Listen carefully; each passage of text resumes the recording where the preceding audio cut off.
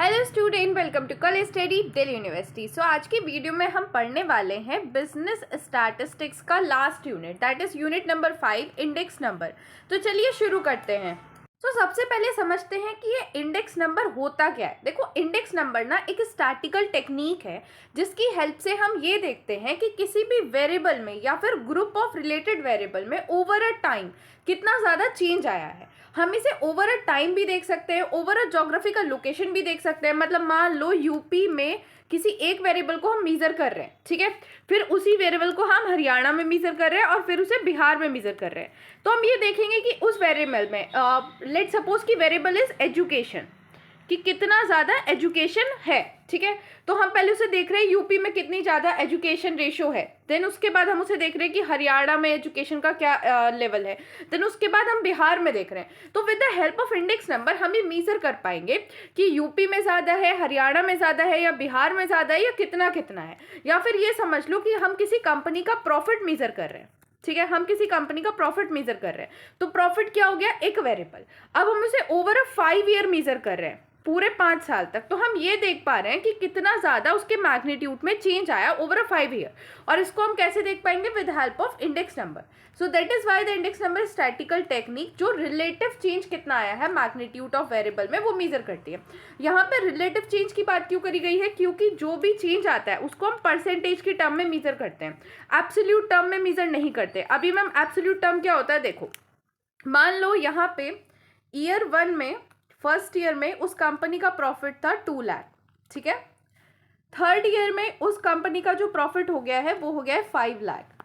अभी अगर इस चेंज को मैं इस तरीके से लिखूं कि डिफरेंस कितना है, डिफरेंस है 3 लाख का, ठीक है। लेकिन बेस ईयर क्या है 2 लाख, तो मैं इसे 2 लाख से डिवाइड कर दूं और उसके पास जो वैल्यू आए वो मैं वहां पे मेंशन करूँ कितना ज़्यादा चेंज आया, 1.5 का चेंज आया, इतना चेंज आया। तो this is relative measure. But अगर मैं सिर्फ 3 लाख लिख के छोड़ दूं that is absolute measure. I hope आपको चीज़ें थोड़ी क्लियर हुई हैं। जब हम आगे पढ़ेंगे तो आपको और चीज़ें समझ आएगी। इंडेक्स नंबर को हमेशा परसेंटेज के फॉर्म में एक्सप्रेस करा जाता है और इसके अंदर 2 पीरियड होता है। एक पीरियड होता है बेस पीरियड और एक होता है हमारा करंट पीरियड। बेस पीरियड की हेल्प से हम मीजर कर रहे होते हैं। लाइक अभी जो मैंने एग्जाम्पल दिया उसमें जो ईयर 1 था वो हमारा बेस पीरियड था और करंट पीरियड कौन सा था, दैट इज ईयर 3, ठीक है। तो जिसके बेसिस पे हम कंपेयर कर रहे होते हैं दैट इज बेस पीरियड और जिसे कंपेयर कर रहे होते हैं that is our current period. Index number for a base period is always taken to the 100। जो इंडेक्स नंबर होता है ना बेस पीरियड का, वो हमेशा हम 100 लेते हैं। Therefore study of index number help करते हैं कि हमें परसेंटेज चेंज पता चले कितना आया है over a period of time in reference to the base year. Next topic आता है यूजेस ऑफ इंडेक्स नंबर। देखो आपके एग्जाम में ना थ्योरी क्वेश्चन में डायरेक्टली पूछा जा सकता है कि इंडेक्स नंबर का यूज क्या है। तो देखो इंडेक्स नंबर का यूज किया जाता है इकोनॉमिक बैरोमीटर में, study the trend and tendency, formulating a decision and policy, measure the purchasing power of money. इसके अलावा use to define the real value of phenomena given that the nominal value दी हुई और real value निकालने के लिए भी आ सकता है। तो these are the uses of index number. अब आता है feature and characteristics of the index number. Index number के क्या क्या फीचर हैं, क्या क्या कैरेक्टरिस्टिक है। तो index number are specialized average. क्यों, क्योंकि these are use to compare of such variable which are different in unit. मान लो कोई एक जो वेरिएबल है वो किसी दूसरी यूनिट में है और कोई दूसरा वेरिएबल दूसरी यूनिट में। अब इन वेरिएबल्स को आप डायरेक्टली तो कंपेयर नहीं कर सकते, लेकिन इंडेक्स की हेल्प से आप कर सकते हो। डिफरेंट यूनिट मतलब मान लो कोई एक जो वेरिएबल है वो किलोमीटर में है और दूसरा कोई जो वेरिएबल से आप कंपेयर कर रहे हो वो लीटर में है। ये बिल्कुल अलग अलग यूनिट है, बट अगर आपको इन्हें कंपेयर करना है तो आप कर सकते हो। कैसे कर सकते हो, with help of index number. अभी जब हम क्वेश्चंस करेंगे ना तब आपको समझ आएगा। Index number are measured of relative change. Relative change का मतलब क्या है, परसेंटेज चेंज मेजर करता है, एब्सोल्यूट चेंज मेजर नहीं करता और इसको परसेंटेज के टर्म में एक्सप्रेस करा जाता है। These changes they measure the change which are composite and complex. जो इंडेक्स नंबर होता है ना उसको यूज करके हम ऐसी चेंजेस को भी मेजर कर सकते हैं जिनका डायरेक्ट मेजरमेंट पॉसिबल ही नहीं है, ठीक है। Basis of comparison they are constructed to make a comparison over a different time period. Base year की हेल्प से जो डिफरेंट टाइम पीरियड है उनका कंपैरिजन करते हैं with help of index number. तो these are the features of index number. Now moving to the next topic that is major issues with construction of index number. देखो index number का कहाँ use होता है, कितने फायदे हैं, फीचर्स, वो सब हमने पढ़ लिए। अब कुछ इश्यूज है इंडेक्स नंबर को कंस्ट्रक्ट करते हुए। क्या, सबसे पहले कलेक्शन ऑफ डेटा। डेटा हमारा ऐसा होना चाहिए जिस पे हम रिलाई कर सके, रिलायबल डेटा होना चाहिए, करेक्ट डेटा होना चाहिए, अनबाइज्ड होना चाहिए। तो अगर डेटा ढंग से कलेक्ट नहीं हो रहा है ना, तो आपका जो इंडेक्स नंबर निकल के आएगा वो भी नहीं ऐसा होगा कि आप उसे यूज़ कर सको। Then selection of the base year, base year पे ही सब कुछ डिपेंड करता है, क्योंकि हम इंडेक्स नंबर जो भी हम मीज़र करते हैं ना, वो बेस ईयर के रेफरेंस से मीज़र करते हैं कि इस साल में कितना था। अच्छा, इस साल में 500 था, तो फिर इस साल में कितना हुआ, कितना बढ़ा, वो डिपेंड करेगा बेस ईयर में कितना था। अगर बेस ईयर में 500 था तो अगले साल में 600 है तो इसका मतलब बढ़ा है, अगले साल में अगर 400 है तो इसका मतलब घटा है। तो अगर बेस ईयर का अमाउंट सही नहीं है, बेस ईयर का सिलेक्शन सही नहीं है, तो आपका जो इंडेक्स नंबर है वो भी सही नहीं होगा। अब बेस ईयर कैसा सेलेक्ट होना चाहिए? देखो, बेस ईयर मतलब नॉर्मल ईयर सेलेक्ट होना चाहिए। अभी मैम नॉर्मल ईयर क्या होता है? नॉर्मल ईयर ऐसा होता है जहाँ पे कोई भी इकोनॉमिक क्राइसिस ना आए हो, कोई भी सडन एक्शन ना हुआ हो। लाइक 2020 या फिर 21 को आप नहीं सेलेक्ट कर सकते। क्यों? क्योंकि इस टाइम पे कोविड-19 आया था, और कोविड-19 आने की वजह से ये एक नॉर्मल ईयर नहीं है। ठीक है, एकदम से कोई चीज़ हाइक हुई थी, कोई चीज़ डाउन हुई थी। अगर आप करंट ईयर की बात करो तो इस टाइम पे भी वॉर चल रहा है, तो इसको भी आप नॉर्मल ईयर नहीं ले सकते। एक ऐसा ईयर जहाँ पे सब कुछ स्मूथ चला है, that is considered as an base year और normal year. Then selection of appropriate index. देखो, मैं आपको कई तरह की इंडेक्स पढ़ाऊंगी अभी आगे, और हर इंडेक्स का आंसर ना अलग होता है। अब हमें किस पर्पस के लिए इंडेक्स चाहिए, किस पर्पस के लिए हम इंडेक्स नंबर कैलकुलेट कर रहे हैं, उसी बेसिस पे हमें इंडेक्स को सेलेक्ट करना पड़ता है, मेथड को सेलेक्ट करना पड़ता है। अगर हमने गलत मेथड सेलेक्ट कर लिया तो हमारा आंसर फिर गलत ही आएगा और हमारा यूज़ भी गलत होगा। ठीक है, आंसर भले ही उस फॉर्मूले के हिसाब से सही आए, लेकिन फिर हम उसे यूज़ नहीं कर पाएंगे, क्योंकि कौन सा मेथड सेलेक्ट करना है वो डिपेंड करता है कि आपको किस चीज़ के लिए इंडेक्स नंबर चाहिए। अब आता है नोटेशन एंड टर्मिनोलॉजी। देखो, बेस ईयर को हम हमेशा रिप्रेजेंट करेंगे 0 से, ठीक है। करंट ईयर को हम रिप्रेजेंट करेंगे 1 से। तो अगर आपको प्राइस इंडेक्स निकालना है और आपका प्राइस इंडेक्स है P01, इट मीन्स कि हम करंट ईयर की वैल्यू कैलकुलेट कर रहे हैं, करंट ईयर का इंडेक्स नंबर कैलकुलेट कर रहे हैं बेस ईयर के रेस्पेक्ट में। ठीक है, अगर मैं इसे ऐसे लिख दूं 10, तो इसका मतलब क्या है कि हम बेस ईयर का इंडेक्स नंबर कैलकुलेट कर रहे हैं with respect to current year. तो देखो, डिफरेंस समझ आ रहा है? अभी जब मैं आपको क्वेश्चन कराऊंगी तो ये बहुत ही इंपॉर्टेंट रोल प्ले करेगा, इसलिए मैं अभी आपको बता रही हूँ। ठीक है, वहीं अगर क्वांटिटी इंडेक्स की बात करूँ तो अगर मैं Q01 लिख रही हूँ, इसका मतलब क्या है कि मैं करंट ईयर का इंडेक्स नंबर कैलकुलेट कर रही हूँ with respect to base year. But अगर Q01 लिखा जा रहा है तो इसका मतलब क्या है कि हम इंडेक्स नंबर कैलकुलेट कर रहे हैं बेस ईयर का with respect to current year. I hope आपको ये चीज़ क्लियर है। अब आ जाते हैं मेथड्स पे। देखो, इंडेक्स नंबर को कंस्ट्रक्ट करने के जो मेथड्स हैं ना, उनको हम ब्रॉडली 2 कैटेगरी में डिवाइड कर सकते हैं, अनवेटेड और वेटेड। अनवेटेड के अंदर क्या होता है कि जितनी भी वैल्यूज़ हैं सबका वेट इक्वल होता है, सबकी इंपॉर्टेंस इक्वल होती है। बट वेटेड के अंदर क्या होता है कि कुछ वैल्यू को हम ज़्यादा इंपॉर्टेंस देते हैं तो उनका वेट ज़्यादा रखते हैं और बाकियों का कम रखते हैं। अनवेटेड को फिर हम 2 कैटेगरी में डिवाइड कर सकते हैं, एक तो होता है सिंपल एग्रीगेट मेथड और एक होता है simple average of relative method. Weighted को भी 2 कैटेगरी में डिवाइड करते हैं, weighted average method and weighted average of relative method. अब आपको देख के लग रहा होगा कि मैम इतने सारे मेथड। गाइस, कूल डाउन, हमें ये वाली चीज़ नहीं पढ़नी है, हमें ये वाला मेथड और ये वाला मेथड नहीं पढ़ना है। हमें बस सिंपल एग्रीगेट मेथड पढ़ना है और वेटेड एग्रीगेट मेथड पढ़ना है। लेकिन वेटेड एग्रीगेट मेथड में हमें और 3 मेथड्स पढ़ने हैं। अभी और 3 मेथड्स कौन से हैं ये अभी मैं आगे बताऊंगी, पहले हम पढ़ते हैं सिंपल एग्रीगेट मेथड।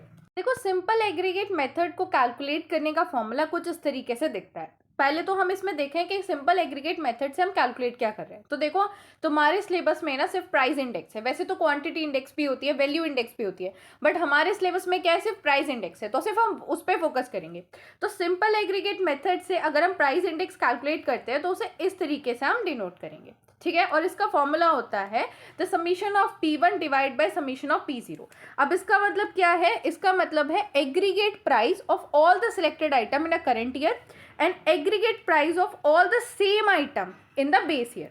मतलब जो आइटम हमने करंट ईयर में सेलेक्ट करा है उन्हीं का पहले टोटल कर दो प्राइस का, ठीक है, और उन्हीं वाले आइटम्स का जिनका हमने करंट ईयर में टोटल करा है, उन्हीं वाले आइटम के प्राइस का जो बेस ईयर का प्राइस था उसका टोटल करके डिवाइड कर देते हैं, 100 से मल्टीप्लाई कर देते हैं।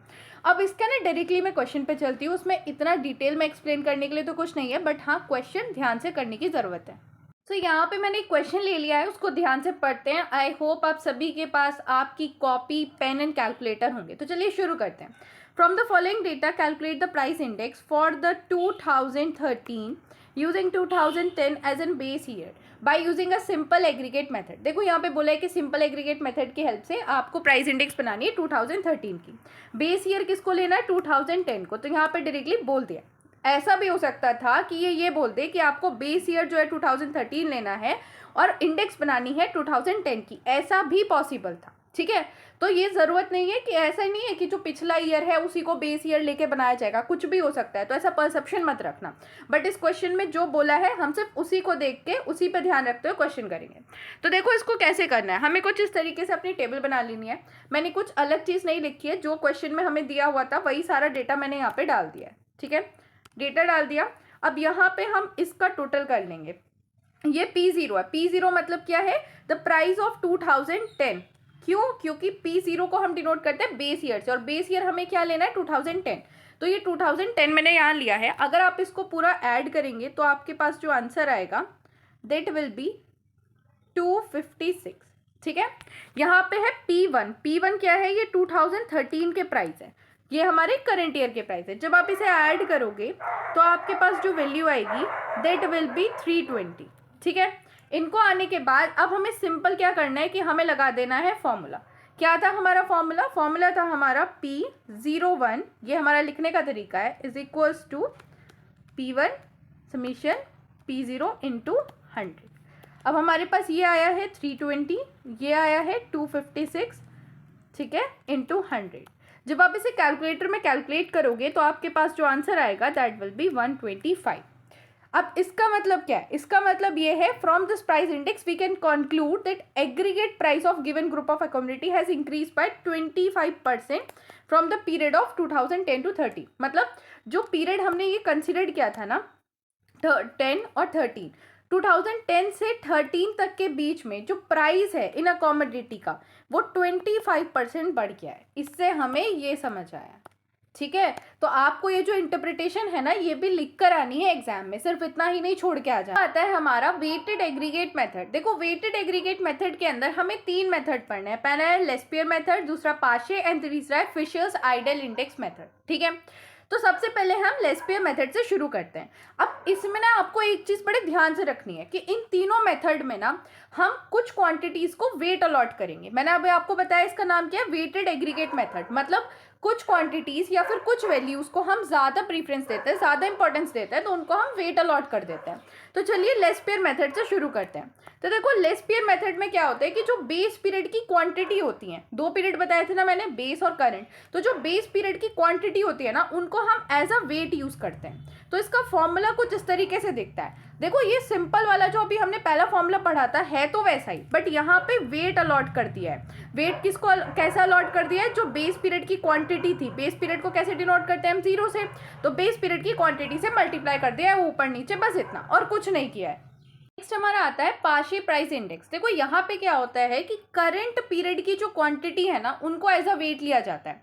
पिछले में क्या था? हमने बेस पीरियड की जो क्वांटिटी थी उनको वेट लिया था। तो यहाँ पे फॉर्मूले में Q0 की जगह Q1 हो जाता है। Q1 मतलब करंट पीरियड की जो क्वांटिटी है। नेक्स्ट आता है हमारा फिशर प्राइस इंडेक्स। देखो फिशर प्राइस इंडेक्स ना दोनों को लेस्पियर एंड पाशे प्राइस इंडेक्स का ज्योमेट्रिक मीन होता है। तो आपको दोनों का फॉर्मूला लिखना है और उनका यहाँ पे अंडर रूट कर देना है एंड इनटू 100। तो फिशर प्राइस इंडेक्स का ये माना जाता है कि जितनी भी डिसएडवांटेज है, जितनी भी लिमिटेशन है इन दोनों मेथड की, वो सारी ओवरकम कर ली गई थी during a Fisher price index. अब इसके ना क्वेश्चन पे चलते हैं। यहाँ पे मैंने क्वेश्चन ले लिया है, इसको थोड़ा डिटेल में पढ़ते हैं। From the following data calculate the price index number for 2010 with 2000 as an base year. हमें जो बेस ईयर लेना है वो ये वाली क्वांटिटीज़ को लेना है, ठीक है, और जो हमारा करंट ईयर है वो ये वाली क्वांटिटी है। मतलब फिर ये वाला जो कॉलम होगा ना हमारा दैट विल बी P0, ये हमारा कॉलम होगा Q0, ये होगा P1 और ये होगा हमारा Q1। अगर इतनी चीज़ आपने पहचान ली ना और आपको फॉर्मूला याद है फिर तो ये चैप्टर ना कतई हलवा है, कुछ नहीं है इसमें। हमें यहाँ पे तीनों ही मेथड कैलकुलेट करने को दिए हैं, तो हमें तीनों ही मेथड कैलकुलेट करने हैं। तो देखो यहाँ पे हमें कुछ इस तरीके से टेबल बना लेनी है, ठीक है। वो सारी क्वांटिटी जो क्वेश्चन में दी थी मैंने लिख ली है। अब हमें क्या करना है, हमें P0 और Q0 निकालना है, मतलब इस वाले कॉलम की इस वाले कॉलम से मल्टीप्लाई करके लिखनी है। तो मेरे साथ साथ कैलकुलेटर में मल्टीप्लाई करो और आपके आंसर आएंगे। तो हेयर इज 160, फिर मल्टीप्लाई करेंगे तो आएगा 500, फिर आएगा 600 और यहाँ आएगा 400। फिर हमें क्या करना है, P1 इस वाले कॉलम की और इस वाले कॉलम की मल्टीप्लाई करनी है। ज़रूरी नहीं है कि आप कॉलम बिल्कुल ऐसे ही लिखो, आप ये वाला कॉलम यहाँ लिख सकते हो, ये वाला कॉलम यहाँ लिख सकते हो, डजंट मैटर। मतलब आपको लेकिन ये 4 को कॉलम निकालने ही होंगे जब भी आपको इंडेक्स निकालने के लिए आएगा तो, ठीक है। अगर तीनों इंडेक्स निकालने के आ रहा है तो श्योर है कि ये चारों कॉलम निकालने ही है। आंख बंद करके चारों कॉलम कैलकुलेट कर लो। तो अब हमें क्या करना है, इन दोनों कॉलम की मल्टीप्लाई करनी है। तो 40 की मल्टीप्लाई जब आप 60 से करोगे तो आएगा 240, सिमिलरली आएगा 300, यहाँ पे आएगा 750, यहाँ पे आएगा 500, ठीक है। अब हमें क्या करना है, हमें ये वाला जो कॉलम है P0 इसकी मल्टीप्लाई करनी है Q1 से, ठीक है। तो जब P0 की मल्टीप्लाई Q1 से करोगे तो आएगा 120, यहाँ आएगा 250, देन आएगा 600 एंड देन आएगा 500। अब हमें क्या करना है, हमें P1 की मल्टीप्लाई करनी है Q0 से, मतलब इन दोनों कॉलम की मल्टीप्लाई करनी है। तो जब आप 8 की मल्टीप्लाई 40 से करोगे तो आएगा 240, देन आएगा आपका 300, नहीं यहाँ पे सॉरी ये नहीं आएगा, यहाँ आएगा, गाइस थोड़ी सी मिस्टेक हो गई, यहाँ पे आएगा 320, देन आएगा 600, देन 750 एंड देन 400, ठीक है। गाइस यहाँ पे 0 है, लिखा नहीं जा रहा है, बोर्ड थोड़ा छोटा है, ठीक है। अब हमें क्या करना है, इन सारे कॉलम को ऐड करके लिखना है। जब आप इस कॉलम को ऐड करके लिखोगे तो आपके पास आएगा 1660, यहाँ पे ऐड करके लिखोगे तो आएगा 1790, यहाँ ऐड करोगे तो आएगा 1470 और इस कॉलम को ऐड करके आपके पास आएगा 2070, 20 एंड 70। फिर से लिख लेती हूँ, यहाँ पे लास्ट में लिखने में बहुत दिक्कत होती है but it's okay, it's 20 and 70। अब इतना करने के बाद हमें ना फॉर्मूले लगाने हैं बस। तो सबसे पहले हम कैलकुलेट करेंगे दैट इज लेस्पेयर, ठीक है। सबसे पहले हम कैलकुलेट करेंगे लेस्पेयर्स प्राइस इंडेक्स।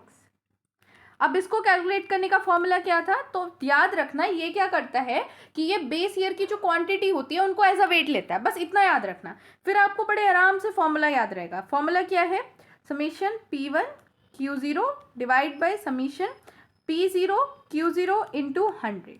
अब ये वाला कॉलम तो हमने कैलकुलेट करा है, क्या आया कैलकुलेट करके 2070, ठीक है। ये वाला कॉलम भी कैलकुलेट किया था, कैलकुलेट करके आया 1660 इंटू 100। अब जब आप इसे कैलकुलेट करोगे तो आपके पास जो आंसर आएगा दैट इज 124.69। इसका मतलब क्या है कि बेस ईयर से आपके करंट ईयर में 24.69% चेंज आ गया, बढ़ गया है वो चीज़, ठीक है। अब हम करते हैं नेक्स्ट को कैलकुलेट। नेक्स्ट है हमारा पार्शियल प्राइस इंडेक्स। अब पार्शियल प्राइस इंडेक्स क्या करता है कि जो करंट ईयर की क्वांटिटी है उसको एज अ वेट लेता है, बस इतना याद रखना। तो यहाँ पे हमारा आ जाएगा P1 Q1 divide bye P0 Q1 into 100। अब ये सारे कॉलम तो हमने कैलकुलेट कर रखे हैं। यहाँ पे हमारा आएगा 1790 और इसकी वैल्यू कैलकुलेट करके आई थी 1470 इंटू 100।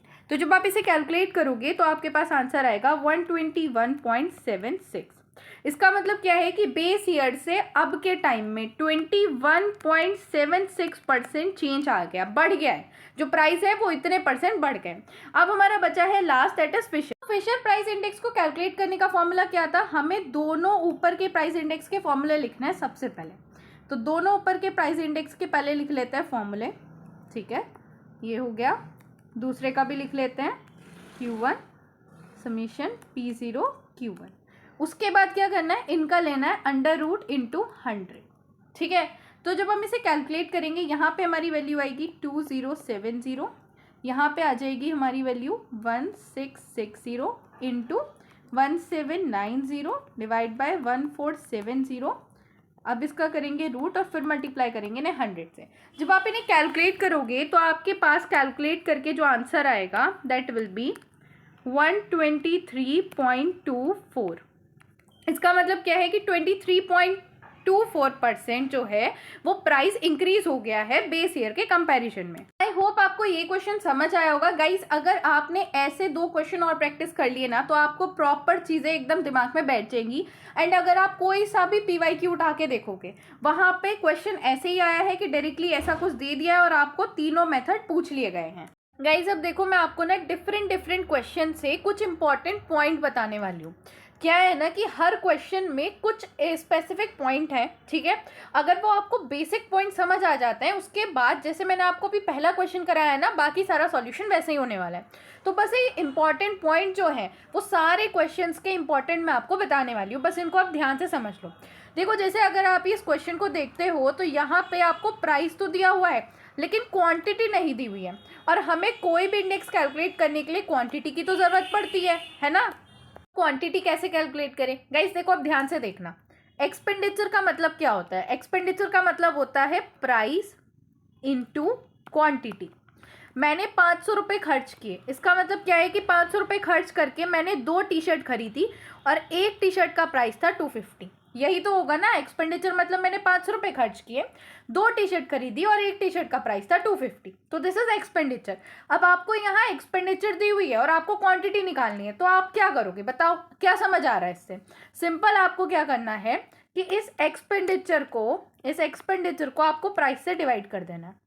आप डिवाइड करोगे आपके पास क्वांटिटी आ जाएगी, ये क्वांटिटी क्या होगी? Q, ठीक है। Q आपके पास आ जाएगा और अब बाकी का सॉल्यूशन आपको बिल्कुल वैसा ही करना है जैसे मैंने आपने पहले कराया था। यहाँ पे मैंने एक और क्वेश्चन लिया है और इस क्वेश्चन की हेल्प से भी मैं आपको एक इंपॉर्टेंट पॉइंट समझाना चाहती हूँ। तो पहला क्वेश्चन देख लेते हैं। The table below given the detail of price and consumption of 5 अकोमोडिटी for the 2005 and 2007. Using an appropriate formula, arrive at an index number for the 2007 with the base year 2005. 2007 का index number हमें निकालना है, ठीक है, और base year लेना है 2005 को।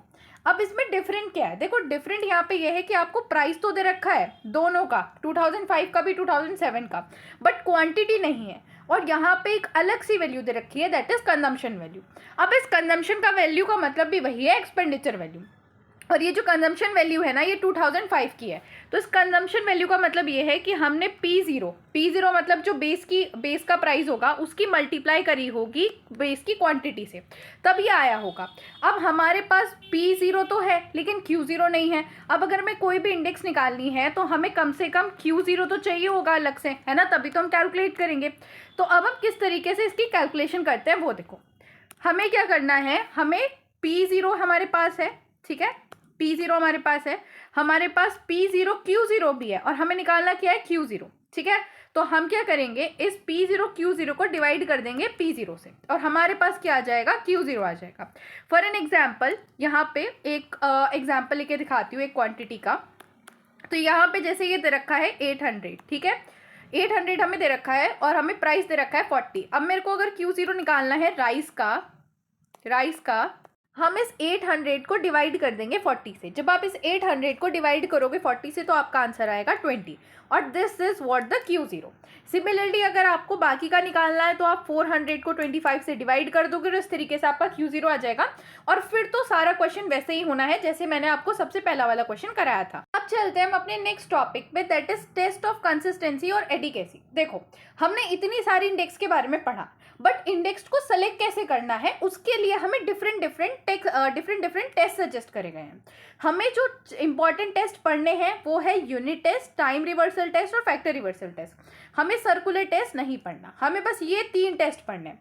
सो हमारा जो पहला टेस्ट है that is unit test. Unit test ये कहता है कि जो हमारा इंडेक्स नंबर हमने बनाया है ना उस पे प्राइस और क्वांटिटी की यूनिट का फर्क नहीं पड़ना चाहिए। अब प्राइस हमारा चाहे इंडियन रुपी में हो, चाहे डॉलर में हो, चाहे अमेरिकन डॉलर में हो, चाहे यूके डॉलर में, किसी भी चीज़ में हो, किसी चीज़ पे फर्क नहीं पड़ना चाहिए, ठीक है। क्वांटिटी हमारी लीटर हो या हमारी किलोमीटर हो, कुछ भी हो, इंडेक्स नंबर पे जो प्राइस और क्वांटिटी की जो यूनिट है उसका कोई फर्क नहीं पड़ना चाहिए। Index number should be independent of the unit. और जो हमने तीनों टेस्ट पढ़े हैं ना, पाशेल, स्पेयर एंड फिशर, ठीक है, वो सारे के सारे इस टेस्ट को सेटिस्फाई करते हैं। बस एक टेस्ट नहीं करता जो सबसे स्टार्टिंग वाला हमने पढ़ा था, सिंपल एग्रीगेट मेथड। आता है टाइम रिवर्सल टेस्ट। देखो टाइम रिवर्सल क्या कहता है कि अगर हम टाइम पीरियड को रिवर्स कर दें, अगर हम टाइम पीरियड को रिवर्स करके इंडेक्स निकालें और उसकी मल्टीप्लाई करें तो आंसर 1 आना चाहिए। अब देखो मैंने आपको ना स्टार्टिंग में नोटेशन बताई थी, ये क्या कहता है, ये नोटेशन से हम क्या डिनोट कर रहे हैं कि हम करंट ईयर की इंडेक्स निकाल रहे हैं और बेस ईयर को रेस्पेक्ट लेके, ठीक है। अगर मैं इसको ऐसे लिख दूं, इसका मतलब क्या है कि हम बेस ईयर की इंडेक्स निकाल रहे हैं करंट ईयर को एज एन रेफरेंस लेके, एज एन रेस्पेक्ट लेके, ठीक है। तो ये क्या कहता है कि अगर हम इन दोनों की मल्टीप्लाई कर दें, मतलब एक हमारी करंट ईयर की इंडेक्स है ना, एक हमारी क्या है कि एक हमारी बेस ईयर की इंडेक्स है, अगर इन दोनों के हम मल्टीप्लाई कर दे तो आंसर 1 आना चाहिए। ये हमारा टाइम रिवर्सल टेस्ट कहता है। और इस टेस्ट को कौन सा मेथड सेटिस्फाई करता है, तो इसको फिशर सेटिस्फाई करता है और सिंपल एग्रीगेट इंडेक्स फॉर्मूला भी इसको सेटिस्फाई करता है। नेक्स्ट हमारा आता है फैक्टर रिवर्सल टेस्ट। देखो फैक्टर रिवर्सल टेस्ट को समझने पहले ना एक बात समझो, मैंने आपको क्या बताया था कि एक्सपेंडिचर क्या होता है, प्राइस इनटू क्वांटिटी, ये बात मैंने बताई थी ना आपको, ठीक है। इसके अलावा मैंने ये भी बताया था कि जो इंडेक्स होती है वो 3 तरह की होती है, एक होता है प्राइस इंडेक्स, एक होता है क्वांटिटी इंडेक्स और एक होता है वैल्यू इंडेक्स। बट आपके सिलेबस में क्या थी, प्राइस इंडेक्स, ठीक है। तो मैंने अभी तक आपको वही पढ़ाई थी। फैक्टर रिवर्सल टेस्ट ये कहते हैं कि अगर आप प्राइस इंडेक्स और क्वांटिटी इंडेक्स का मल्टीप्लाई करो तो वो हमारा वैल्यू इंडेक्स आना चाहिए। यही वाली इक्वेशन को ये ट्रू करने के लिए कह रहा है कि देखो अगर एक्सपेंडिचर आप कैलकुलेट करो, एक्सपेंडिचर लिख लो या फिर इसे वैल्यू लिख लो, तो एक्सपेंडिचर या वैल्यू क्या होता है, प्राइस इनटू क्वांटिटी। तो मतलब प्राइस में जो चेंज आया इनटू क्वांटिटी में जो चेंज आया वो इक्वल होना चाहिए वैल्यू में जितना चेंज आया। बात तो सही है ना। और ये जो टेस्ट था ये फिशर ने दिया था और फैक्टर रिवर्सल टेस्ट सिर्फ फिशर इंडेक्स ही सेटिस्फाई कर पाती है और कोई इंडेक्स सेटिस्फाई नहीं कर पाती। अब मैम इससे एग्जाम में क्वेश्चन कैसे आएगा, एग्जाम में पहले आपको इंडेक्स कैलकुलेट करने को कहेगा कि फिशर इंडेक्स कैलकुलेट कर लो या पाशी इंडेक्स कैलकुलेट कर लो। उसके बाद ये बोलेगा कि ये बताओ कि जो फैक्टर रिवर्सल टेस्ट है वो फिशर इंडेक्स सेटिस्फाई करती है। तो आपको ये बताना पड़ेगा कैसे, कैलकुलेशन की हेल्प से, और वही कैलकुलेशन अब मैं आपको सिखाने वाली हूँ। यहाँ पे मैंने क्वेश्चन ले लिया है, show that neither the Laspeyres formula not the Paasche formula over the time reversal and the factor reversal test of the index number. तो देखो हम ना पहले लेस्पियर के लिए कैलकुलेट करेंगे फिर पाशी के लिए कैलकुलेट करेंगे। तो चलिए कैलकुलेशन शुरू करते हैं। सो पहले करते हैं लेस्पियर के लिए, लेस्पियर्स इंडेक्स। लेस्पियर्स इंडेक्स का फॉर्मूला क्या था, आई होप अब तक तो आपको लेस्पियर्स इंडेक्स का फॉर्मूला याद हो गया होगा। तो that is P01 is equals to summation P1 Q0 divide by summation P0 Q0, ठीक है, इंटू 100। ये फॉर्मूला था। जब हम ये टेस्ट कैलकुलेट करेंगे ना तो हम इस 100 को अवॉइड कर देंगे, ध्यान रखना हमेशा हम इस 100 को अवॉइड कर देंगे। अब पहले हमें फॉर्मूला तो पता चल गया, अब हम देखते हैं कि टाइम रिवर्सल टेस्ट को सेटिस्फाई करता है या नहीं। तो देखो time reversal test, time reversal test, तो देखो सबसे पहले हम देखेंगे time reversal test. Time reversal test क्या कहता था कि अगर हम टाइम को रिवर्स कर दे तो उसकी मल्टीप्लाई 1 आनी चाहिए। अब देखो P01 क्या होता है ये तो हमने ऑलरेडी देख लिया है, पहले फॉर्मूले में लिख लिया है। अब ये P10 का फॉर्मूला क्या होगा, तो देखो P10 का जो फॉर्मूला होगा that is summation P0 Q1 divide by summation P1 Q1, ये फॉर्मूला होगा। अब अगर हम इन दोनों की मल्टीप्लाई करें, इन दोनों की मल्टीप्लाई करें तो इन्हें मल्टीप्लाई करके देखते हैं, that is summation P1 Q0 divide bye P0 Q0 into summation P0 Q1 divide by summation P1 Q1। अगर हम इनकी मल्टीप्लाई करें तो क्या हमारा आंसर 1 आ रहा है, क्या ये कहीं से कहीं तक कुछ कट के आंसर 1 आ रहा है, नहीं आ रहा। तो इसका मतलब क्या है कि time reversal test Laspeyres satisfy नहीं करता। हमने ये बात प्रूव कर दी है। आपको बस यही फॉर्मूला इस तरीके से लिख के दिखाना है। अब आता है फैक्टर रिवर्सल टेस्ट। देखो फैक्टर रिवर्सल टेस्ट क्या कहता था कि P01 इंटू Q01 की अगर हम मल्टीप्लाई करें तो हमारा आंसर क्या आना चाहिए, P1 Q1 divide bye P0 Q0, ये आना चाहिए। अब P01 तो हमने ऑलरेडी निकाल लिया है, हमें पता है क्या होता है P01, ये होता है ना। अब Q01 क्या होता है ये देखते हैं। तो देखो Q01 का फॉर्मूला ना कुछ इस तरीके से होता है, Q01 is equals to summation Q1 P0 divide by summation Q0 P0, ये फॉर्मूला होता है। तो अब अगर मैं इसकी और P01 की मल्टीप्लाई करूं तो क्या ये आंसर आएगा, तो चलो मल्टीप्लाई करके देखते हैं। तो देखो मैं यहाँ पे मल्टीप्लाई कर रही हूँ, summation P1 Q0 summation P0 Q0 into ये हमारा क्या है, ये हमारा हो गया P01। ठीक है, अब हम लिखेंगे Q01, वो कितना है, that is summation P0 Q1 divide by summation P0 Q0। ठीक है, ये हमारा आ गया। अब अगर हम इसे मल्टीप्लाई करके देखें तो क्या हमारा कहीं से कहीं तक ये जो वैल्यू वाली टर्म है ये बन रही है, ये बन रही है, नहीं बन रही है ना। दिस मीन कि लेस्पियर जो है वो फैक्टर रिवर्सल टेस्ट को भी सेटिस्फाई नहीं करता। ये बात हमने इससे प्रूव कर दिया, आपको बस इसी तरीके से करके दिखाना है। अब हमारे क्वेश्चन ने ना ये भी पूछा था कि क्या पाशे जो है वो इन दोनों टेस्ट को सेटिस्फाई करता है या नहीं। तो अब हम पाशे के लिए निकालेंगे। देखो पाशे इंडेक्स का फॉर्मूला क्या था, प्राइस इंडेक्स का कुछ इस तरीके से हमारा फॉर्मूला था। अब टाइम रिवर्सल टेस्ट देखते हैं पहले। तो देखो टाइम रिवर्सल टेस्ट क्या कहते हैं कि P01 इंटू P101 होना चाहिए, है ना। P01 का फॉर्मूला क्या है, वही जो पिछला था। P10 का फॉर्मूला कुछ इस तरीके से दिखता है। ठीक है, आपको ये फॉर्मूला याद रखना है। अब आप बताओ कि क्या इन दोनों की मल्टीप्लाई करके कहीं से कहीं तक 1 आ रहा है, कुछ कट ही नहीं रहा, 1 तो आएगा ही नहीं। तो इसका मतलब क्या है कि जो पाशे है वो टाइम रिवर्सल टेस्ट को सेटिस्फाई नहीं करता। आपको बस ये चीज वहां पे करके दिखानी है। नेक्स्ट आता है हमारा फैक्टर रिवर्सल टेस्ट। देखो फैक्टर रिवर्सल टेस्ट क्या कहते हैं कि प्राइस का और क्वांटिटी का जो इंडेक्स है उसको मल्टीप्लाई करके ये वैल्यू आनी चाहिए।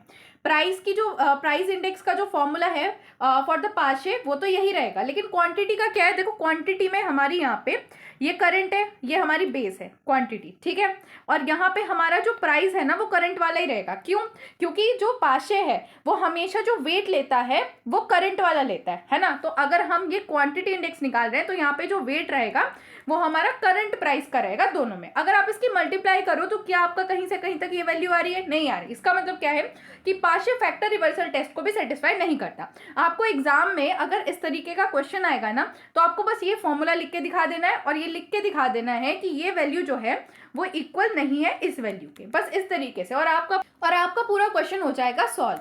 अब हम चलते हैं नेक्स्ट क्वेश्चन पे। क्वेश्चन क्या है कि show the Fisher's ideal index number satisfy both the time reversal test and the factor reversal test. देखो अब हमें बताना है कि जो फिशर आइडल इंडेक्स है ना वो टाइम रिवर्सल को भी सेटिस्फाई करती है और फैक्टर रिवर्सल को भी सेटिस्फाई करती है। तो सबसे पहले तो हम फिशर इंडेक्स का फॉर्मूला लिखते हैं। फिशर्स इंडेक्स का फॉर्मूला क्या होता है, फिशर्स इंडेक्स इसका फॉर्मूला क्या होता है, प्राइस इंडेक्स का फॉर्मूला होता है P01 is equals to summation P1 Q0 into summation P1 Q1 divide by summation P0 and Q1। ठीक है, और इसका रूट हम ले लेते हैं। ये होता है फिशर इंडेक्स का फॉर्मूला। अब हमारा सबसे पहले देखते हैं कि ये टाइम रिवर्सल टेस्ट क्या था। टाइम रिवर्सल टेस्ट क्या था, टाइम रिवर्सल टेस्ट ये कहता था कि P01 इंटू P10 को अगर हम करें तो 1 आना चाहिए।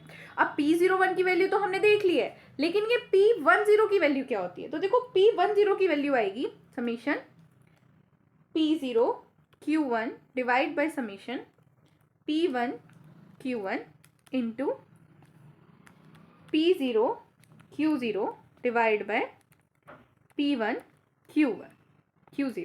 ठीक है, ये हमारी हो जाएगी P10 की वैल्यू। अब हमें क्या करना है, इस वाली वैल्यू को और इस वाली वैल्यू को मल्टीप्लाई करके देखते हैं कि क्या हमारा आंसर 1 आ रहा है। तो चलिए इसका मल्टीप्लाई करते हैं। अगर हम निकालें P01 तो हमारा फॉर्मूला क्या है जो पहले से हम चलता आ रहा है, that is this P0 Q0 into P1 Q1 divide bye P0 Q1। ठीक है, अंडर रूट में इनटू, अब हम P10 का फॉर्मूला लिखेंगे। सो P10 का फॉर्मूला मैंने अभी आपको क्या बताया था, दैट इज ये पूरा अंडर रूट ना यहाँ नीचे तक भी सेम ही चल रहा है, सेम ही अंडर रूट है, ये अलग अलग नहीं है, जगह नहीं है, इसलिए मैं नीचे लिख रही हूँ। ठीक है, तो ये सेम ही अंडर रूट है, मैं इसे इस तरीके से लिख देती हूँ ताकि आप लोग कंफ्यूज ना हो। तो ये सेम ही अंडर रूट चल रहा है। ठीक है, यहाँ पे फॉर्मूला क्या लिखा जाएगा, summation P0 Q1 P1 Q1 into P0 Q0 divide bye P1 Q1। ठीक है, अब आप देखो कि क्या कहीं पे कोई चीज़ कैंसिल हो रही है, हाँ बिल्कुल हो रही है। कलर चेंज कर लेती हूँ ताकि आपको आसानी रहे। ये और ये ऊपर नीचे आ रहे हैं, दोनों कैंसिल हो जाएंगे। ठीक है, ये और ये दोनों भी कैंसिल हो जाएंगे। ये वाली वैल्यू और ये वाली वैल्यू भी इससे कैंसिल होगी और ये वाली भी ये वाली वैल्यू कैंसिल होगी। आपको इस तरीके से सारी वैल्यू लिख के कैंसिल करके दिखाना है। अब जब ये सारी चीज़ें कैंसिल हो जाएंगी तो रूट में बचेगा हमारा 1, और रूट 1 क्या होता है, 1 होता है। तो अब हम ये दिखा सकते हैं कि ये जो हमारा फिशर इंडेक्स है वो इस वाली चीज़ को सेटिस्फाई कर रहा है, मतलब वो टाइम रिवर्सल टेस्ट को सेटिस्फाई कर रहा है। सो नेक्स्ट आता है हमारा फैक्टर रिवर्सल टेस्ट। देखो फैक्टर रिवर्सल टेस्ट क्या कहते हैं कि प्राइस इंडेक्स और क्वांटिटी इंडेक्स का मल्टीप्लाई जो है वो वैल्यू इंडेक्स के बराबर होना चाहिए।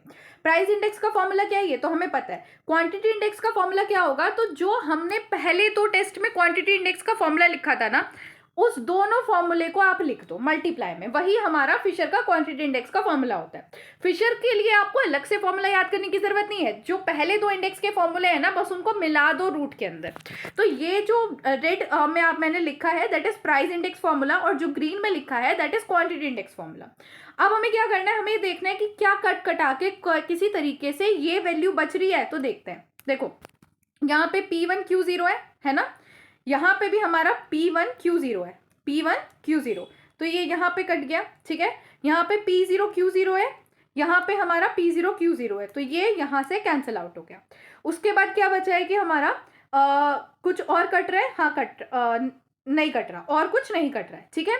हमारे पास ये वाली वैल्यूज बची हैं, एक ये वैल्यू बची है और एक ये वैल्यू बची है। तो अगर मैं इसे लिखूं तो हमारी कुछ इस तरीके से वैल्यू बच रही है, ठीक है। अब इसकी मल्टीप्लाई इससे होगी तो ये टर्म स्क्वायर में हो जाएगी, मतलब ये ऐसे हो जाएगा P1 Q1 का स्क्वायर, ठीक है। ये वाली इस टर्म की इससे वैल्यू मल्टीप्लाई होगी तो ये भी स्क्वायर में हो जाएगा P0 Q1 का स्क्वायर। और क्योंकि ये पूरी वैल्यू रूट के अंदर है तो जब स्क्वायर से रूट कैंसिल होगा तो हमारे पास जो फाइनल वैल्यू आएगी वो यही वैल्यू हो जाएगी। इसका मतलब क्या है कि फिशर जो है वो फैक्टर रिवर्सल टेस्ट को सेटिस्फाई करता है। आपको इसी तरीके से बस फॉर्मूले लिखने, कैंसिल करके दिखाना है और ये दिखाना है कि किस तरीके से हमारी ये फाइनल वैल्यू पे हम अराइव हुए हैं। मैम आपने क्वेश्चन का प्रूफ तो बता दिया कि किस तरीके से प्रूफ होता है, बट ये प्रैक्टिकल क्वेश्चन में, न्यूमेरिकल क्वेश्चन में कैसे हमें करके दिखाना है। तो देखो इसी डाउट को सॉल्व करने के लिए मैंने यहाँ पे क्वेश्चन दिया है। इस क्वेश्चन का जहां तक सॉल्यूशन ऑलरेडी मैं आपको पढ़ा चुकी हूँ वो हो रखा है, बस हमें इसका आगे का करना है। क्वेश्चन पढ़ लेते हैं। Calculate the Fisher ideal index for the following data and proof that the time reversal and factor reversal test कि ये सेटिस्फाई करता है। अब देखो पूरा इंडेक्स कैलकुलेशन ऑलरेडी मैं करा चुकी हूँ तो वो मैंने यहाँ पे ले लिया, फिशर इंडेक्स यहाँ पे हमने कैलकुलेट कर लिया। बस अब हमें ये देखना है कि कैसे हम टाइम रिवर्सल और फैक्टर रिवर्सल टेस्ट को इसमें प्रूफ करेंगे। तो देखो पहले देखते हैं टाइम रिवर्सल टेस्ट, ठीक है। Time reversal test, time reversal test क्या कहता है, आपको वो फॉर्मूला लिख के आना है जो टाइम रिवर्सल टेस्ट कहता है। तो टाइम रिवर्सल टेस्ट क्या कहता है, P01 into P10 is equals to 1। ये बात आपको बहुत ध्यान से मेंशन करनी है, ठीक है। उसके बाद हमें P01 लिखना है इस फिशर इंडेक्स का। तो इस फिशर इंडेक्स का P01 का पहले आप लिखोगे formula, P01 is equals to, proper formula जैसे मैं बता रही हूँ ना वैसे लिख के आना है, P1 Q0 P0 Q0 into P0 Q1 P1 Q0 and P0 Q1, ठीक है। ये हमारा P0 का फॉर्मूला हो गया। इसके बाद हमें क्या करना है कि हमें P10 का फॉर्मूला भी लिखना है। P10 का फॉर्मूला क्या है, दैट इज P10 का फॉर्मूला लिखना है। तो P10 का फॉर्मूला पहले तो रूट से शुरू होगा, ठीक है, then summation P0 Q1 summation P1 Q1 into summation P0 Q0 divide by summation P1 Q0। इतना हो गया। अब हम क्या करेंगे, इस क्वेश्चन में से हमें जो जो वैल्यू चाहिए ना वो हम वैल्यू डाल देंगे, ठीक है। तो देखो कौन कौन सी वैल्यू चाहिए, हमें P0 Q1 चाहिए, है ना, कहाँ आ रहा है P0 Q1 ये रहा 840, ठीक है। फिर हमें P1 Q1 चाहिए तो यहाँ से फिर हम P1 Q1 की वैल्यू उठा लेंगे। ऐसे ही करके बाकी वैल्यूज भी जो भी हमें चाहिए हम यहाँ पे लिख लेंगे, ठीक है। P10, तो यहाँ पे अब हम इस फॉर्मूले में वैल्यूज डाल रहे हैं, बेसिकली बस इतना काम कर रहे हैं। ये आ गया 840 divide by 1200 into 740 divide by 1660, ठीक है। सिमिलरली जो हमने P1 कैलकुलेट किया था ये P01, इसमें भी, इस फॉर्मूले में भी हम वैल्यू डाल देंगे। तो इस फॉर्मूले की जब आप वैल्यू डालोगे तो आपके पास आएगा 1060 divide by 740 into 1200 divide by 840। अब हमें क्या करना है, अब हमें P10 इंटू P01 को बस मल्टीप्लाई करके शो करना है। तो देखो यहाँ पे रेड कलर से मैंने जो वैल्यू लिखी है वो वैल्यू है P01 की और ये ब्लू वाली वैल्यू है P10 की। अब हमें क्या करना है कि जो भी वैल्यू कट रही है उसे काट देंगे। तो यहाँ पे ये कट रहा है, यहाँ पे ये कट रहा है, ये वैल्यू यहाँ से कट हो रही है, ये वैल्यू यहाँ से कट हो रही है। तो हमारे पास जो बच रहा है दैट इज √1 और √1 इक्वल होता है 1 के। हमें बस इतना प्रूफ करके दिखाना है, इस तरीके से आपको प्रूफ करके दिखाना है एग्जाम में, बस इतना करना है। अब नेक्स्ट हमें दिखाना है कि फैक्टर रिवर्सल टेस्ट भी ये सेटिस्फाई करता है। तो देखो फैक्टर रिवर्सल टेस्ट का पहले तो आपको ये चीज लिखनी है कि फैक्टर रिवर्सल टेस्ट कहता क्या है, ये सबसे इंपॉर्टेंट है। अगर आप बाकी में कहीं कैलकुलेशन में दिक्कत भी कर जाते हो ना तो ठीक है, बट आपको इसके मार्क्स जरूर मिल जाएंगे। अब यहाँ पे मैंने जो है P01 का फॉर्मूला लिखा है और ये वाला जो फॉर्मूला है ये है हमारा Q01 का। अब इन फॉर्मूले में हमें क्या करना है कि क्वेश्चन में से देख के बस वैल्यू डाल देनी है। देखो ये वाली तो सेम यही वाला ब्रैकेट उठ जाएगा, बस हमें किसकी वैल्यू ध्यान से सेलेक्ट करनी है, तो हमें Q01 की वैल्यू ढंग से सेलेक्ट करनी है। तो फटाफट अब फॉर्मूले में डाल देते हैं वैल्यूज, ठीक है। तो यहाँ पे फॉर्मूलेज में वैल्यू लिखते हैं। तो यहाँ पे पहले जो मैं वैल्यू लिख रही हूँ वो लिख रही हूँ P01 की, जो सेम अभी क्वेश्चन में मैंने आपको ब्रैकेट दिखाया था, बस सेम ब्रैकेट उठा के मैं यहाँ पे लिख रही हूँ 00 12,840 इंटू। सो अब यहाँ पे हम देखते हैं कि कौन कौन सी वैल्यू यहाँ पे कैंसिल हो रही है। यहाँ पे जो मैंने ब्लू में वैल्यूज लिखी है ना वो P01 की है और जो ग्रीन की वैल्यू है वो हमारी Q01 की है, ठीक है। तो यहाँ पे देखो ये यहाँ से कैंसिल हो जाएगा, ठीक है, ये यहाँ से कैंसिल हो रहा है। तो हमारे पास जो वैल्यू बचेंगी वो इस तरीके से स्क्वायर बच जाएगा, ठीक है। 1200 का स्क्वायर एंड 740 का स्क्वायर, जब ये स्क्वायर रूट से बाहर आएगा तो यहाँ पे हमारे पास वैल्यू आ जाएगी दिस। और अगर हम देखें तो यही सेम वैल्यू है P1Q1 अपॉन P0Q0 की, ठीक है, ये सेम ही वैल्यू है। तो इसका मतलब क्या है कि फैक्टर रिवर्सल टेस्ट को भी सेटिस्फाई करता है। आपको बस इस तरीके से सॉल्यूशन करके दिखाना है। अगर आपको फॉर्मूला पता है ना तो आपको पूरा आंसर आ जाएगा, कोई दिक्कत नहीं है। बस आपको पता होना चाहिए कि फैक्टर रिवर्सल टेस्ट क्या कहता है, टाइम रिवर्सल टेस्ट क्या कहता है और फॉर्मूला क्या है। तो अब हमारा लास्ट टॉपिक है कंज्यूमर प्राइस इंडेक्स। देखो कंज्यूमर प्राइस इंडेक्स क्या मेजर करता है कि कितना ज़्यादा चेंज आया है कॉस्ट ऑफ लिविंग में ऑफ अ पर्टिकुलर सेक्शन। मान लो पहले जो राइस थे वो 100 रुपये के मिलते थे, लेकिन अब 4 साल बाद वही राइस जो है वो 200 रुपये के मिलते हैं। तो कितना चेंज आया, 100 रुपये का चेंज आया, लेकिन ये तो एब्सोल्यूट चेंज है। इंडेक्स क्या करता है, रिलेटिव चेंज मेजर करता है। अब ये तो सिर्फ एक आइटम है, ऐसे ही क्वेश्चंस में आपको कई सारे आइटम दिए होंगे और उनका हमें चेंज देखना होगा और उसकी कंज्यूमर प्राइस इंडेक्स बनानी होगी कि पहले जो इंसान 100 रुपये में अपनी सैलरी से गुजारा कर लेता था अब उसका 200 रुपये में भी क्यों गुजारा नहीं हो रहा, क्यों, क्योंकि जो कॉस्ट ऑफ लिविंग है वो बढ़ गई है। और यही चीज को मेजर करा जाता है with the help of consumer price index. हमारे सिलेबस में 2 मेथड है कंज्यूमर प्राइस इंडेक्स के। सबसे पहले है एग्रीगेट एक्सपेंडिचर मेथड या फिर ये कहो वेटेड एग्रीगेट मेथड, और दूसरा मेथड है फैमिली बजट मेथड जिसे हम कहते हैं method of weighted average of price relative. अब सबसे पहले हम एग्रीगेट एक्सपेंडिचर मेथड को थोड़ा डिटेल में पढ़ते हैं। तो देखो एग्रीगेट एक्सपेंडिचर मेथड को कैलकुलेट करने का जो फॉर्मूला होता है ना वो यही होता है। अब ये फॉर्मूला तो आपको पता ही है ना, ये हमने अभी एक मॉडल के अंदर पढ़ा है, ठीक है।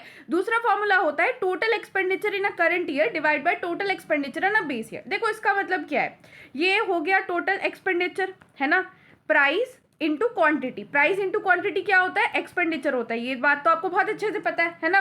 अब उसी सामान की कितना एक्सपेंडिचर है इन अ करंट ईयर, उसी सामान का कितना एक्सपेंडिचर था बेस ईयर, ठीक है। This is how the aggregate expenditure method use to calculate. दूसरा हमारा जो मेथड है अब उसको पढ़ते हैं। तो देखो जो हमारा फैमिली बजट मेथड है ना वहां पे कैलकुलेशन का फॉर्मूला क्या है कंज्यूमर प्राइस इंडेक्स का, that is summation WP upon summation W। अब ये मैम P कैसे कैलकुलेट होता है, P देखो इस फॉर्मूले से कैलकुलेट होता है, this is the relative price, ठीक है। P1 divide by P0 into 100। और W कैसे कैलकुलेट होता है, तो W इज अ वेट और उसको हम कैसे कैलकुलेट करते हैं, P0 की मल्टीप्लाई Q0 से करके। इसको बोला जाता है प्राइस रिलेटिव, ठीक है। कई बार ये ऐसा भी हो सकता है क्वेश्चन में कि क्वेश्चन आपको डायरेक्टली P दे दे या फिर डायरेक्टली W दे दे और आपको इस तरीके से कैलकुलेशन करने की जरूरत ही ना पड़े। कई बार ये ऐसा हो सकता है कि क्वेश्चन आपको कुछ भी ना दे और आपको सिर्फ ये वाले टर्म्स दे और आपको खुद से प्रॉपर कैलकुलेशन करनी पड़े। हम दोनों तरीके के क्वेश्चन करेंगे ताकि आपको सारी चीजें समझ आ जाए। बेसिक आपको बस ये 3 फॉर्मूले इस वाले मेथड में याद रखना है। चलिए अब क्वेश्चन पे चलते हैं। यहाँ पे मैंने क्वेश्चन ले लिया है, चलिए इसे सॉल्व करते हैं। Calculate the consumer price index for the year 2004 with with 1999 as a base year. हमें जो बेस ईयर लेना है दैट इज 1999 और जिस ईयर का कैलकुलेशन करना है दैट इज 2004। फिर हमसे बोला है कि हमें एग्रीगेट एक्सपेंडिचर मेथड का यहाँ पे यूज़ करना है, ठीक है। अब यहाँ पे देखो हमें कमोडिटी दी है, हमें क्वांटिटी दी है, और ये क्वांटिटी क्या रिप्रेजेंट करेगी, Q0 को, है ना, क्योंकि ये बेस ईयर की क्वांटिटी है। देन हमें यहाँ पे प्राइस दे रखा है, ये वाला प्राइस जो है बेस ईयर का है, तो इसका मतलब ये क्या हो जाएगा, ये हो जाएगा P0, ठीक है। और ये हमारा करंट ईयर का है तो ये हो जाएगा हमारा P1। अब हमें कुछ इस तरीके से अपनी टेबल बना ली है, क्योंकि हमें क्या कैलकुलेट करना है, हमें कैलकुलेट करना है P0 Q0 and P1 Q0, because हमारा फॉर्मूला क्या है, हमारा फॉर्मूला है कैलकुलेशन का summation P1 Q0 divide by summation P0 Q0। I hope आपको फॉर्मूला याद है। चलिए कैलकुलेशन शुरू करते हैं। ये हमारा Q0 है quantity and this is our P0, इन दोनों की मल्टीप्लाई करते हैं तो 50 की मल्टीप्लाई जब आप 12 से करोगे तो आपके पास आंसर आएगा 600।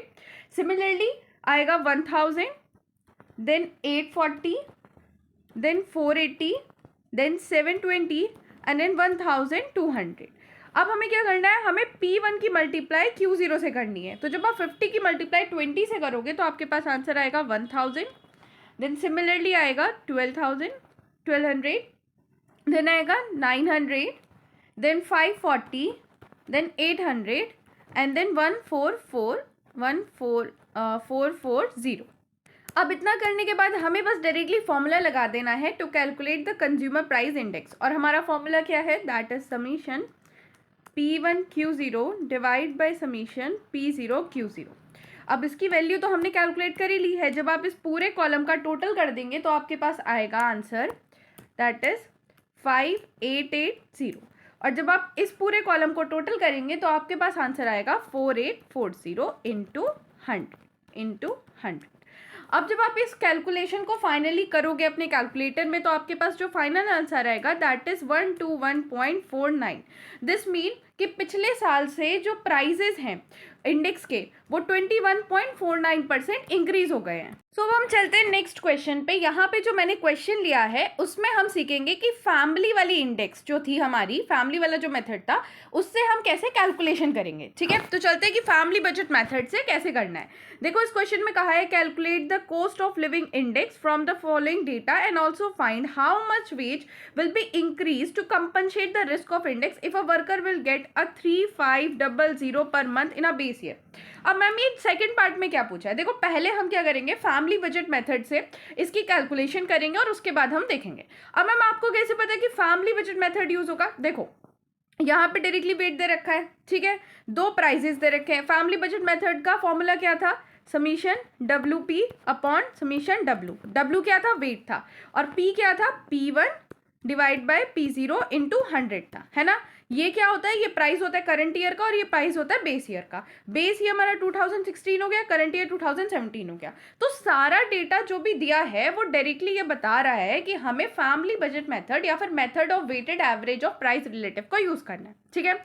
तो हमें कुछ इस तरीके से अपनी बना लेनी है टेबल। देखो यहाँ टेबल में आपको दिख रहा होगा कि सिर्फ आपको 2 कॉलम फिल करने, बाकी सारा डेटा आपको क्वेश्चन में ही गिवन है। अब मैम ये वाला कॉलम कैसे कैलकुलेट होगा, तो देखो इस कॉलम को कैलकुलेट करने के लिए हमें फॉर्मूला लगाना पड़ेगा P1 P0 इंटू 100। हमारा P1 क्या है, पहला अगर हम फूड का कैलकुलेट करें, आइटम फूड का कैलकुलेट करें तो हमारा P1 क्या है 450, है ना, price of current year. P0 क्या है 300 इंटू 100। जब आप इसकी कैलकुलेशन करोगे तो आपके पास जो आंसर आएगा दैट विल बी 150, तो आपके पास आंसर आएगा 150, है ना। सिमिलरली आपको दूसरी चीज़ का कैलकुलेट करना है, चलो वो भी करते हैं। अब अगर हमें P कैलकुलेट करना है, प्राइस रिलेटिवनेस कैलकुलेट करनी है फ्यूल की, तो देखो क्या करना पड़ेगा, हमें 2016 का जो डेटा और 17 का वो उठा लेते हैं, 120 एंड 80, ठीक है। तो यहाँ पे लिखेंगे हम 120 price of current year divide by 80 price of base year into 100। I hope आप सभी लोग मेरे साथ कैलकुलेशन कर रहे हो।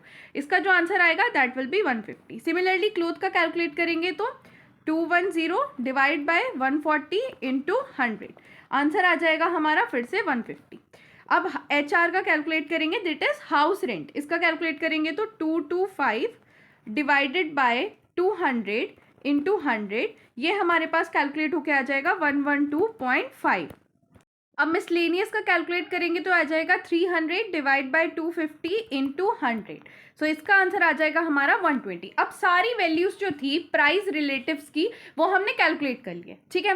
पी हमारा पूरा कॉलम कैलकुलेट हो गया, ये सारी वैल्यूज हमें बस इस कॉलम में डाल देनी है। अब हमें क्या करना है कि लास्ट कॉलम कैलकुलेट करना है, और लास्ट कॉलम कैलकुलेट करने के लिए हमें प्राइस की मल्टीप्लाई करनी होगी, ये प्राइस रिलेटिव की मल्टीप्लाई करनी होगी वेट से। तो यहाँ पे 150 की मल्टीप्लाई जब आप 5 से करोगे तो आएगा 750। 150 की मल्टीप्लाई आप करोगे 2 से तो आएगा 300। यहाँ पे 150 की मल्टीप्लाई 3 से करोगे तो 450। 112.5 की मल्टीप्लाई 3 से करोगे तो आएगा 337.5। यहाँ पे आप मल्टीप्लाई करोगे तो आ जाएगा 240। अब इन कॉलम को आपको टोटल कर लेना है। कौन कौन से कॉलम को? ये वाले कॉलम को और ये वाले कॉलम को। तो देखो इस कॉलम को टोटल करके आपके पास आएगा 2077.5 एंड वेट का टोटल करके आपके पास आएगा 50 एंड फाइनल आंसर जो आपके पास कंज्यूमर प्राइस इंडेक्स का ये कहो कि कॉस्ट ऑफ लिविंग इंडेक्स का आएगा, दैट इज 138.5। अब देखो इसका मतलब क्या है? इसका मतलब ये है कि अगर कोई इंसान, चिंटू ही ले लो, अगर चिंटू जो बेस ईयर कौन सा 2016 में 100 रुपये कमा रहा था, ठीक है, तो अब उसे कमाने चाहिए 138.5 रुपीज़ ताकि वो कंपनसेट कर सके। अगर वो अभी भी उसको 100 रुपये ही मिलेंगे ना 2016 से अगर 2017 में, तो वो अपनी कॉस्ट ऑफ लिविंग को नहीं झेल पाएगा। उसे अपनी कॉस्ट ऑफ लिविंग सेम रखने के लिए 2017 में 100 रुपये की जगह इतने रुपए कमाने होंगे। अब देखते हैं जो हमारा सेकंड पार्ट पूछा गया था, यहाँ ये था कि बेस ईयर मतलब 2016 में एक वर्कर था, उसको 3500 रुपीज़ दिए जाते थे। तो अब 2017 में उसकी इनकम कितनी इंक्रीज होनी चाहिए, या उसकी इनकम कितनी होनी चाहिए, कितनी इंक्रीज होनी चाहिए ताकि वो कॉस्ट ऑफ लिविंग को कंपनसेट कर सके। तो इसको कैसे कैलकुलेट करेंगे? हम हमेशा जो बेस ईयर होता है ना, बेस ईयर जो होता है उसके इंडेक्स को 100 मानते हैं। ये मैंने सबसे शुरुआत में बताया था, सबसे शुरुआत में, कि बेस ईयर की इंडेक्स को हम हमेशा 100 मानते हैं। और जो करंट ईयर है उसकी इंडेक्स तो हमने अभी कैलकुलेट करी है, कितनी आई है? 138.5। तो अब हमें क्या करना है कि हमें 138.5 को डिवाइड करना है 100 से और इसकी मल्टीप्लाई कर देनी है बेस ईयर के अमाउंट से, ठीक है, ताकि हमें ये पता चल जाए कि करंट ईयर में उसे कितना पैसा देना पड़ेगा to compensate the rise in index. तो कितना आएगा अमाउंट आ रहा है 4847.5। आपसे ये नहीं पूछा कि कितना अमाउंट देना है, आपसे ये पूछा है कि कितना ज़्यादा देना है, कितना इंक्रीज करना है। तो आपको ये वाला जो अमाउंट है इसमें से अभी 3500 को माइनस करना है, फिर आपका आंसर आएगा। जब आप माइनस करोगे तो आंसर आएगा 1347.50।